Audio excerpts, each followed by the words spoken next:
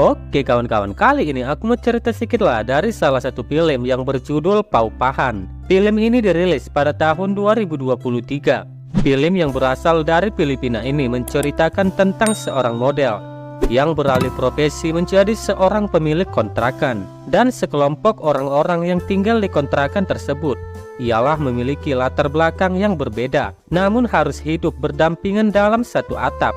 Dan yang lebih parah lagi, rumah kontrakan tersebut menjadi saksi bisu dari segala macam peristiwa dan konflik yang terjadi di antara mereka, mulai dari bercocok tanam, bahkan sampai panen susu dari gunung kembar milik model tersebut. Oke kawan-kawan, daripada penasaran, mending kita langsung gaskan aja lah ke alur ceritanya.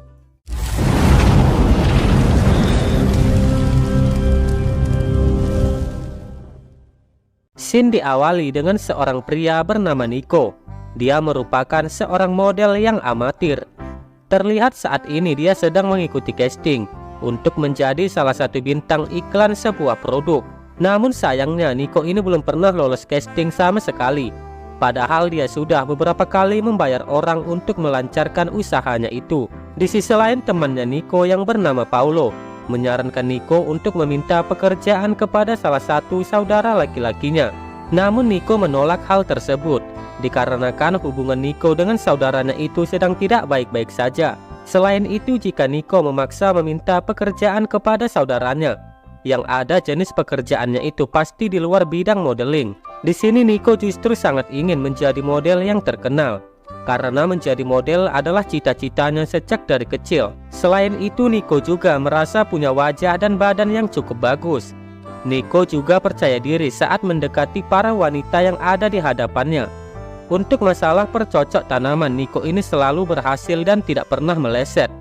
Oleh sebab itu, Nico pun dengan mudahnya dapat bergonta-ganti mesin untuk pergantian olinya, karena uang Nico yang kian menipis akibat keseringan menyuap agen model yang tidak ada hasilnya. Alhasil dia pun harus mencari kos-kosan yang sangat murah. Dengan kebetulan di sana salah satu kos-kosan yang masih jarang peminatnya dan berdekatan dengan tempat dia casting. Sesampainya di tempat kosan itu, Nico malah dibuat terpana oleh sang pemilik kos yang ternyata masih muda dan berbodi yang sangat mantap. Wanita ini bernama Annalyn. Diceritakan wanita cantik ini adalah pemilik dari rumah kontrakan tersebut. Di sini dia hanya tinggal berdua saja dengan neneknya yang sudah lumpuh. Setelah selesai negosiasi membayar kos selama sebulan, Nico segera membereskan kamar barunya. Di sana Nico ini mencoba untuk mendekati wanita tersebut dengan berbagai gombalan yang sangat menusuk ke hati. Dan ternyata gombalan itu pun berhasil membuat Annalyn menjadi sagene kepadanya. Setiap hari Annalyn selalu membawakan Nico makanan dan juga cemilan. Bahkan tidak jarang juga membantu membereskan kamar Nico dan beserta yang lainnya. Perlakuan Annalyn yang begitu spesial terhadap Nico membuat Nico ini merasa dihargai dan ingin segera mencicipi kue cubit miliknya Annalyn.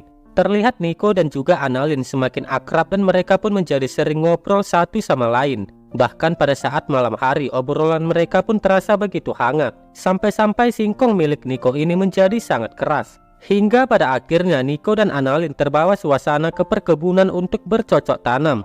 Mereka pun dengan semangatnya bercocok tanam sepanjang malam tanpa henti. Keesokan harinya, Nico yang sudah selesai panen kebun Annalyn tadi malam, tiba-tiba dia mendapatkan telepon dari tunangannya yang bernama Kathleen. Saat ini Kathleen bekerja sebagai perawat di negara Kanada. Dia baru bisa mendapatkan cuti dan akan kembali ke Filipina untuk menemui Nico. Tentu saja hal itu membuat Nico sangat senang dan bisa bertemu kembali dengan tunangannya itu. Namun di sisi lain, bagaimana dengan nasib Annalyn yang semalam sudah dibikin lemas oleh Nico? Keesokan harinya Nico terlihat membawakan makanan untuk Annalyn, karena pada saat kemarin Annalyn telah memberikan servis kebun yang begitu spesial untuknya. Jadi makanan ini sebagai tanda terima kasihnya kepada Annalyn. Setelah itu mereka pun kembali membicarakan tentang kehidupan Annalyn sebelumnya. Dari percakapan mereka yang begitu panjang, kita akan dikejutkan dengan salah satu informasi yang begitu mencengangkan. Ternyata Annalyn ini bukanlah pemilik sah dari kos-kosan tersebut. Jadi Annalyn ini merupakan anak yang diasuh oleh nenek pemilik rumah ini.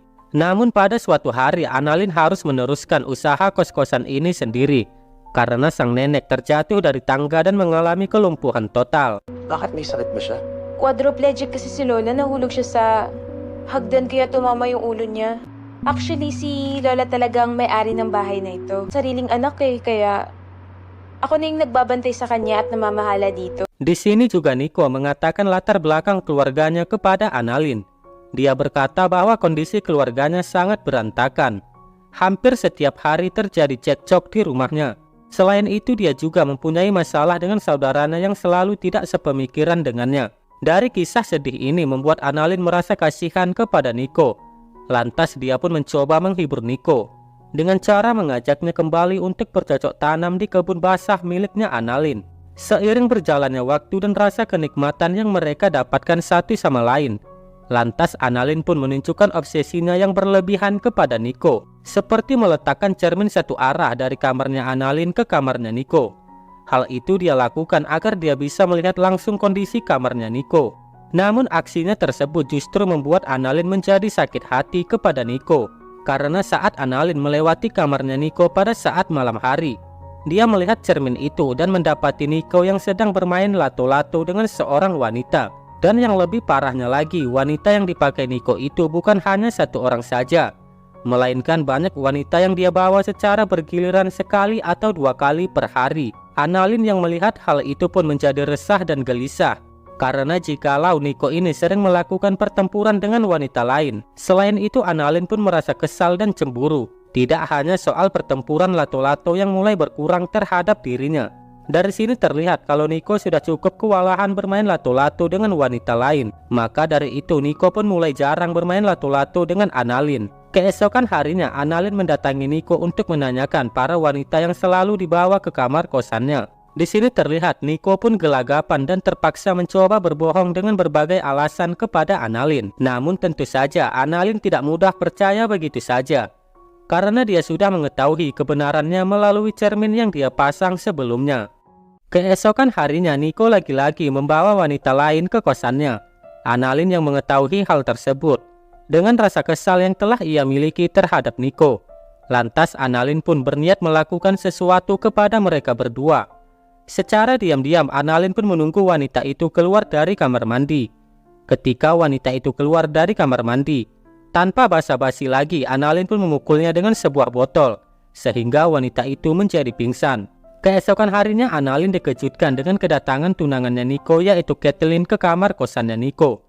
Terlihat Annalyn ini sangat ingin mengusir wanita itu. Namun Kathleen ini terlihat sangat baik terhadapnya, jadi dia pun tidak ada alasan untuk tidak menerima kedatangannya. Setelah diizinkan masuk, Kathleen langsung pergi ke kamarnya Nico.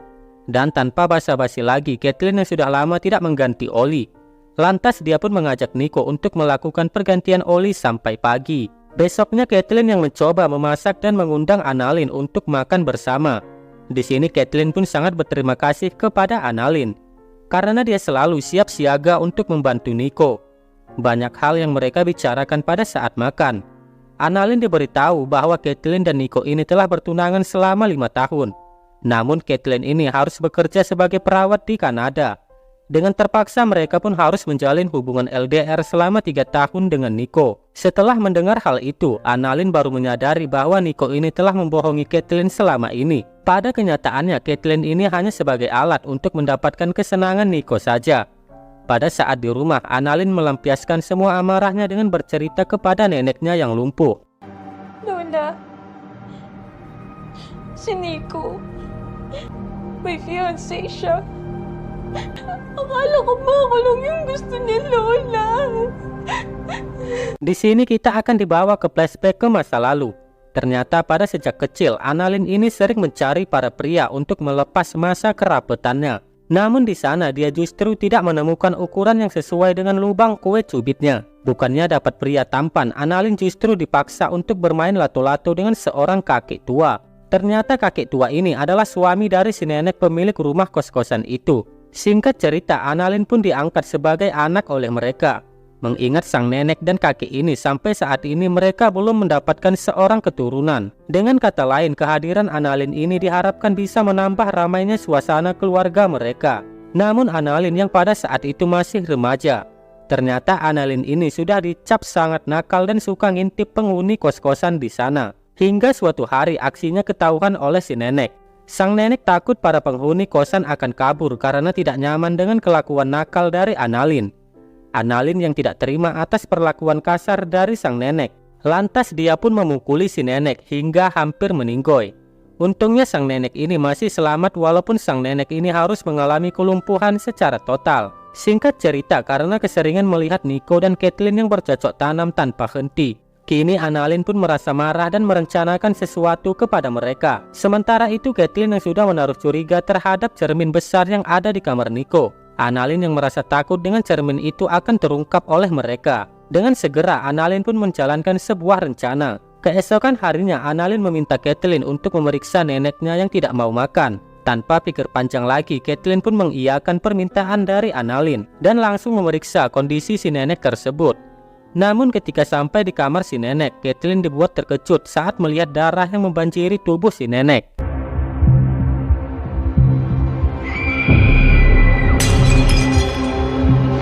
Tidak lama kemudian, Caitlyn pun tiba-tiba dipukul dari arah belakang sampai pingsan. Setelah itu dengan cepat Annalyn pun membersihkan area tersebut dan mengamankan tubuh Caitlyn di tempat lain. Nico yang baru saja datang ke kosannya. Terlihat Annalyn ini sudah menunggunya di sana. Annalyn kemudian mengajak Nico untuk minum jus di dapur. Namun Nico justru mengabaikannya dan lebih memilih untuk mencari Caitlyn. Saat Nico mencoba menelpon Caitlyn, dengan tiba-tiba Annalyn langsung memukul Nico dengan sangat keras hingga Nico menjadi pingsan. Sambil tertawa, Annalyn pun menyeret tubuh Nico ke ruangan bawah tanah. Annalyn kemudian berdandan dan memakai gaun pengantin. Dia kemudian pergi ke ruangan bawah tanah untuk menemui Nico dan Caitlyn. Di sini dia pun berbicara tentang banyak hal termasuk perasaan cintanya kepada Nico. Namun karena Nico ini mengabaikan dirinya dan malah lebih memilih Caitlyn. Dan pada akhirnya Nico pun dibuat meninggoy oleh Annalyn. Begitupun dengan Caitlyn. Walaupun Caitlyn ini sebenarnya tidak bersalah, namun Caitlyn ini harus dibuat meninggoy oleh Annalyn, dengan tujuan agar Caitlyn dan juga Nico bisa kembali bersama ke alam sana. Setelah beberapa hari kemudian, terlihat Annalyn ini masih di ruangan bawah tanah dan sedang bermain kuda-kudaan bersama Nico. Di akhir film kita akan diperlihatkan dengan calon penghuni kos-kosan baru. Terlihat pria itu datang bersama pacarnya. Mengingat apa yang telah dilakukan oleh Annalyn selama ini, bukan tidak mungkin penghuni baru itu bisa jadi korban berikutnya. Dan hingga pada akhirnya film pun tamat. Oke lah, itu aja lah ceritaku hari ini. Buat kalian yang sudah mampir ke channel ini, jangan lupa subscribe, like, dan komen, agar aku bisa tambah semangat lagi membuat konten. Oke lah, sampai sini aja lah dulu pertemuan kita. Soalnya mau cari-cari konten lagi aku. Dadah geng.